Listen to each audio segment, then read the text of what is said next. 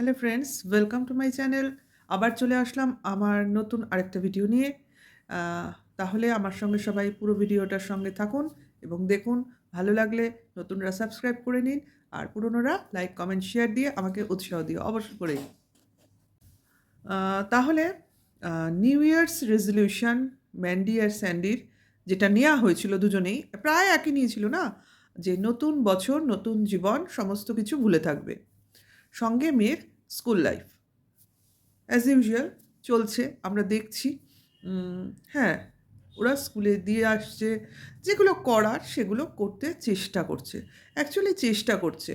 আমাদের স্যান্ডি অনেকটাই বোকা বোকা দেখতে হলেও আম, আমার মনে হয় ম্যান্ডির থেকে একটু বেশি বুদ্ধি ধরে। ও একটু বেশি জিনিসগুলোকে ভালো করে মেকআপ দিতে পারে, কোনো প্রবলেম হলেও সেটাকে চাপা দিতে পারে। কিন্তু আমাদের ম্যান্ডি হুম, সেটা কোনোভাবেই চাপা দিতে চায় না। আরও বেশি করে যাই হোক, যা খুশি হোক, যেভাবে খুশি থাকি সেটাকেই ক্যামেরার সামনে আনতে চেষ্টা করে। মানে আমাদের স্যান্ডি যতই চোখের ইশারা করুক না কেন, ও সেটা শুনতে চায় না, অ্যাজ ইফ দেখেনি। যাই হোক, শুরু থেকেই শুরু করি। স্কুল জীবন শুরু হলো মেয়েটার। দেখতে খুবই ভালো লাগছে, কারণ এটাই তো কোনো বাচ্চা মেয়ের জীবনের একটা লক্ষ্য হওয়া উচিত, তাই কি না? কিন্তু ম্যান্ডির মেয়ে বলে কথা, স্যান্ডির মেয়ে বলে কথা। দেখা যাক কতদূর কী হয়। আসলে এদের মত আর মতির কোনোটাই তো ঠিক নেই। কারণ দুদিন আগেও স্যান্ডি তার কমিউনিটি পোস্টে প্রায় বলছিল, ম্যান্ডি বেরিয়ে যায় যাক, আমি সবাইকে দেখে নেব। কী হলো? কাকে দেখে নিল? কিভাবে দেখে নিল? ম্যান্ডি কোথায় বেরিয়ে গেল? কোনোটাই ঘটলো না, কিন্তু এই ধরনের কথা আমরা শুনেছি কমিউনিটি পোস্টে, মানে দেখেছি। আচ্ছা, তারপরেই সেই বিখ্যাত নাইট, 31st নাইট হয়ে গেল। তারপরে দুটো দিন গেল, আমরা দেখতে পেলাম স্কুল জীবন। সকাল এদের শুরু হয় না মোটেও তাড়াতাড়ি, 8:30টার পরই শুরু হয়, 9:30টার পর শুরু হয়, তারপর স্কুল যেতে যেতে 11:30। স্কুলের টাইম, কিছু করার নেই, মানে এদের ম্যাক্সিমাম সকালটা মেয়ের স্কুলের পিছনেই চলে যায়। তারপর রান্নাবান্না করতে যায় শ্বশুরবাড়িতে। শ্বশুরবাড়িতে মনে হয় সম্ভবত অর্ধেক রান্না শাশুড়ি আছেন, যেহেতু ম্যান্ডির শ্বশুরমশাই একটা টাইম মেনটেন করে খান, নিরামিষ খান, সেজন্য আমার মনে হয় আমার ধারণা থেকে বলছি, এটা তো দেখছি না, শাশুড়ি মনে হয় কিছু রান্না নিজেই করে রাখেন। আর ম্যান্ডি যে সময়ে গিয়ে পৌঁছয় তার শ্বশুরবাড়িতে রান্নার উদ্দেশ্যে, আমার মনে হয় আমিষ রান্নাটাই ম্যান্ডি করে সম্ভবত। আমার মনে হচ্ছে, পুরোটা শিওর নই, তবে মাছের রান্নাটা ওই করে যা দেখে মনে হলো। দেখুন, ভিডিও থ্রু ভিডিও কথা বলবো একদম, কিন্তু কিছু জিনিস মনেও তো হতে পারে, সেটা আমি জোর দিয়ে বলছি না, আমি সেই জন্য বলে দিচ্ছি এটা হতে পারে। আচ্ছা, তাহলে গত দুদিনের ভিডিও এটাই আমরা দেখেছি। আজকের ভিডিওতে চলে আসি। আজকের ভিডিওতে কি হলো না, মেয়ের তো তাড়াতাড়ি স্কুল ছুটি হয়ে যাচ্ছে কদিন ধরে। আমরা জানি, যারা ছোটোবেলায় ছেলে মেয়েদের স্কুলে পড়িয়েছি, জানি বছরের শুরুতে যেহেতু বইপত্র ঠিকমতো আসে না, ক্লাস পুরো হয় না সাধারণত, হতে সপ্তাহখানেক সময় নেয় ফুল রুটিনে ক্লাস শুরু হতে। তারপরে সেই অনুযায়ী চলছে, কাজেই ফুল স্কুল নেই মেয়ের। স্যান্ডির কাজই হচ্ছে স্কুলে নিয়ে যাওয়া এবং ওই সময়টা ওইখানেই থাকা এবং মেয়েকে নিয়ে একবারে ফেরা। ততক্ষণে আমাদের ম্যান্ডি তার যেটুকু কাজ, রান্না, ওগুলো করে নেয়। তারপরে তাদের খাওয়া দাওয়া চলে, কিন্তু স্নান কিন্তু টাইমলি হয় না। হ্যাঁ, ম্যান্ডি কিন্তু ড্রেস চেঞ্জ করে এসে রান্না করে, কারণ তার শাশুড়ির পাকশালে তার বাসি কাপড় পরে ঢোকা যাবে না, সেটা ও বলেছে এবং মেনটেন করে। কিন্তু স্নানটা মনে হয় না করে, কারণ স্নানের টাইম ওর সেই বেখাপ্পা, হয় দুপুরে খাওয়ার পর, নয় সন্ধেবেলা চা খাওয়ার পর, তারপরে আর জানি না। তারপরে যদি কিছু করে থাকে সেটা ও জানায়নি, এইটুকু যেটুকু জানিয়েছে সেটুকু বললাম। বিশৃঙ্খল পরিস্থিতি। যাই হোক, মেয়েটা এগুলো দেখছে, কী করছে সেটা তো আর সবসময় দেখায় না। যে মেয়েকে টাইমলি স্নান করাচ্ছি, স্কুল যাওয়াটা দেখাচ্ছে, সেগুলো তো দেখায় না বা বলেও না। কাজেই ধরে নেব ওরা বিশৃঙ্খল জীবনযাপন পালন করলেও মেয়েটাকে অন্তত ডিসিপ্লিন শেখাচ্ছে, আশা করি। একটা ছোট্ট আশা রেখেছি আর কি। আচ্ছা, তারপরে নাচের স্কুল। ওদের নাচের স্কুলের একটা পার্ট থাকে, নাচের স্কুল। সেখানে স্যান্ডি দিয়ে আসলেই হয়ে যায়, আর ম্যান্ডি দুপুরে ঘুমোলেই হয়ে যায়, মিটে যায় সমস্যাটা। কিন্তু ম্যান্ডি দুপুরে ঘুমাবে না, সে স্যান্ডির বাইকের পিছনে চড়তে যাবে। অ্যাকচুয়ালি চড়তে যাবে।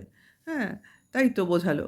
কারণ মেয়ে নাচের স্কুলে যাবে ততক্ষণ ও একটু ঘুরু করবে এবং ঘুরু করা মানে এদিক ওদিক সেদিক। এখনও মনে করে ওরা সেই টিনেজ লাইফে আছে।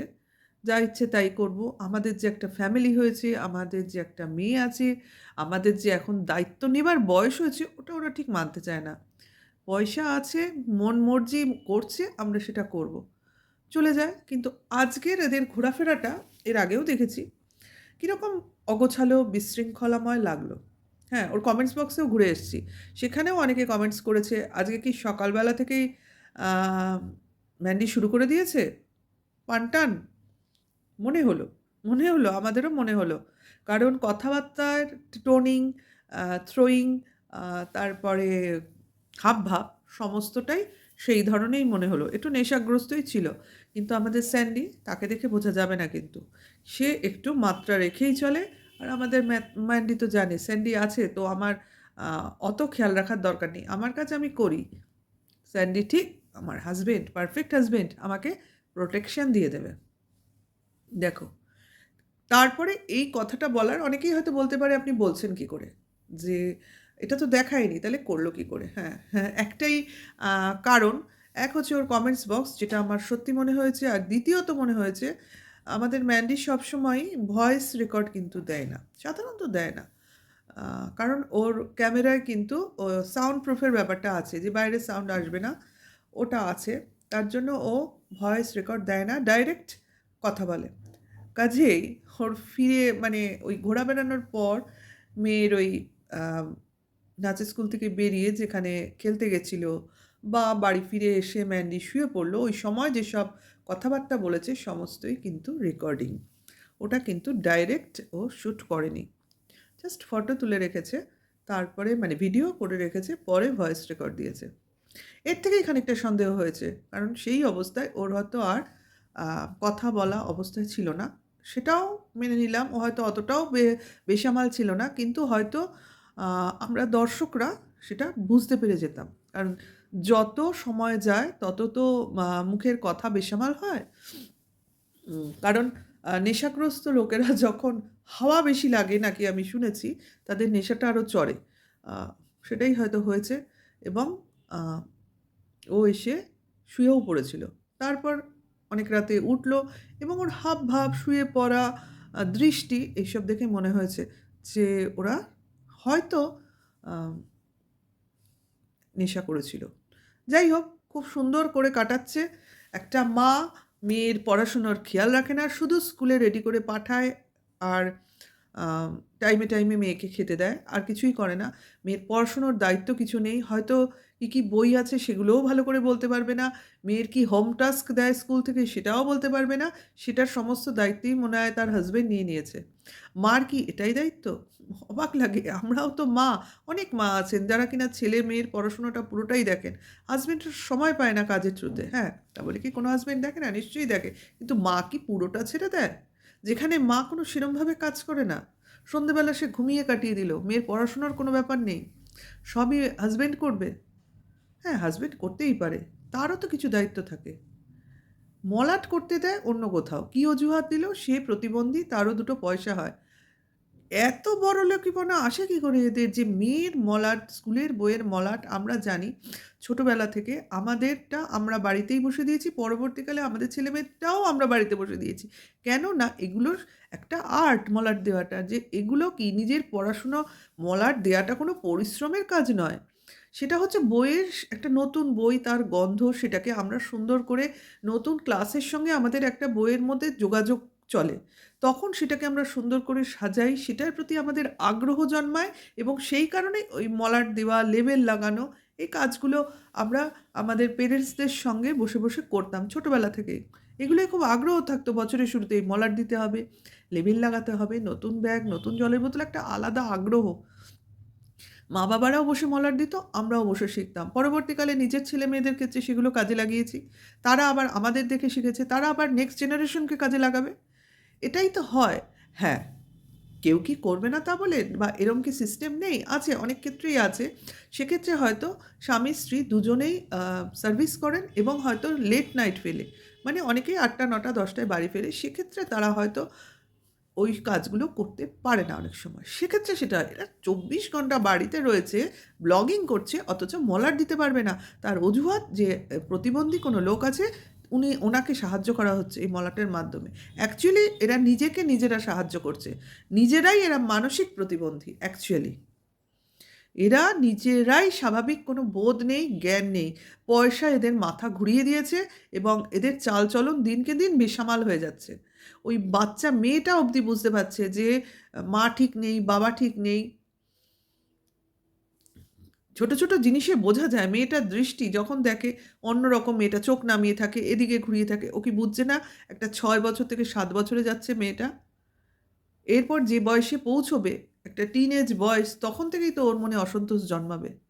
কারণ ওর হাতে মোবাইল আছে, ও ইউটিউব চেনে, ও ব্লগিং চেনে, ও সমস্ত ডেইলি লাইফ দেখে, নিশ্চয়ই দেখে। আর আমাদের ম্যান্ডেল চ্যানেলের সমস্ত ভিডিও তো রয়েছে, ভবিষ্যতে দেখবে ওই মেয়ে। নিজের হাতে এরা কি তৈরি করছে, শিব তৈরি করতে না বাঁদর তৈরি হয়ে যায় অ্যাকচুয়ালি। হুম, যাই হোক, খুব বাজে লাগে এদের ব্লগিং দেখতে। দেখতে চাই না, কিন্তু যেহেতু এরা একটা সোশ্যাল ইনফ্লুয়েন্সার, সমাজকে কোনো বার্তা দেওয়াই এদের কাজ হওয়া উচিত। কিন্তু যেখানে এই বার্তাগুলো রুচিশীল না হয়ে একটা কুরুচি বার্তা নিয়ে আসছে সমাজকে, তার জন্যই এই বার্তাগুলো আমাদের সামনে তুলে আনতে হয় এবং ওই ভিডিও দেখতে হয়। অ্যাকচুয়ালি নোংরা ঘাঁটতে হয়, যেটা আমরা মোটেও, অন্তত আমি মোটেও পছন্দ করি না, কোনো নোংরাকে ঘাঁটা। কিন্তু কিছু করার নেই। সংবাদ তুলে আনতে গেলে নোংরাটাকে ঘাঁটতেই হবে। মানে কেউ বাজে একটা ইনফ্লুয়েন্স ছড়াচ্ছে সারা সমাজে। এটা তো কোনো মা-বাবার দায়িত্ব হতে পারে না, না? মার দায়িত্ব এটা? সন্ধেবেলা মেয়ে পড়াশোনা করছি, সে টিচার এসছে কখন জানে না, বাবার কাছে পড়ছে কিনা জানে না, শুধু নিজেকে চেনে। অ্যাকচুয়ালি নিজেকে চেনে। এ নিজের জন্যই স্বামীকে কাজে লাগায়, মেয়েকে কাজে লাগায়, শ্বশুরবাড়িকে কাজে লাগায়, বাপের বাড়িকে কাজে লাগায় এবং ভিউয়ার্সদেরও কাজে লাগায়। ওকে, ভিউয়ার্সরা আর বাড়াচ্ছি না।